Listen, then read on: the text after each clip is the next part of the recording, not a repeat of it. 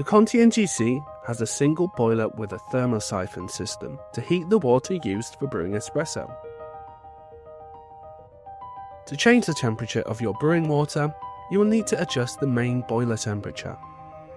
To do this, enter Eco Mode by pressing and holding button 5 on the left side group, then press button 3 at the same time.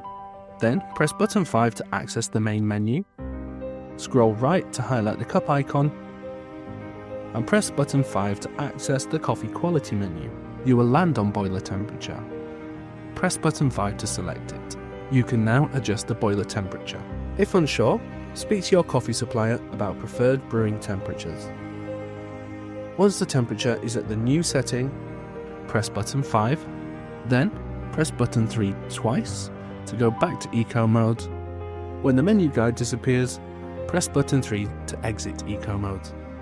This concludes the boiler settings on the Conti NG C. For more tutorials that you might